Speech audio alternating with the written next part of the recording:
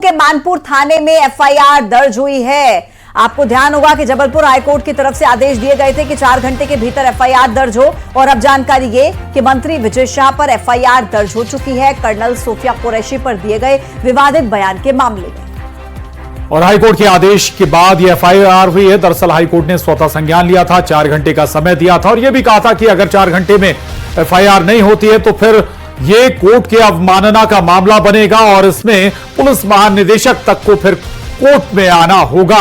ये कोर्ट ने भी इस मामले में एक लिहाज से कहें कि बहुत ही सख्त लाइन इस पर ली थी। यह भी बताया था कि किन किन धाराओं के तहत यह मामला बनता भी है। न्यूज 18 संवाददाता रमाकांत दुबे हमारे साथ जुड़ गए हैं। रमाकांत, एफआईआर दर्ज हो गई है, अब राजनीतिक स्तर पर एक्शन का इंतजार। जी प्रशांत, बिल्कुल आपने ठीक कहा कि सूत्रों के मुताबिक हमें जो जानकारी मिल रही है उसके मुताबिक जो है वो मंत्री विजय शाह के खिलाफ मऊ के मानपुर थाने में जो है वो एफआईआर दर्ज की गई है, 0 पे कायमी की गई है। और क्योंकि जो है जहां पर उन्होंने घटना स्थल था जो रायगुंडा का, जहां उन्होंने जो बयान दिया था, तो एफआईआर कायदे से घटना स्थल पर ही दर्ज होती है, तो मानपुर थाने में एफआईआर दर्ज की गई है।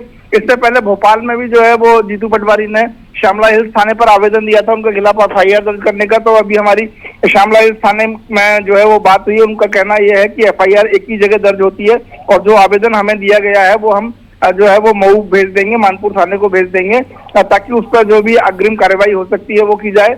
अब एक बात दूसरी आपने जो कही कि सियासत अब इस पर और ज्यादा गर्म होगी, तो बिल्कुल ये ठीक बात है कि जिस तरह से बयान के बाद से विपक्ष लगातार सरकार को घेरने की कोशिश कर रहा था, अब कोर्ट के आदेश के बाद एफआईआर भी दर्ज हो गई है, तो कहीं ना कहीं इस पूरे मामले में विजय शाह की मुसीबतें बहुत ज्यादा बढ़ने वाली हैं। ठीक है रमाकांत, आपका धन्यवाद जानकारी देने के लिए। तो कुल मिलाकर विजय शाह पर एफआईआर दर्ज, और जैसा कि रमाकांत बता रहे थे मुश्किलें बढ़ती हुई अब नजर आ रही हैं।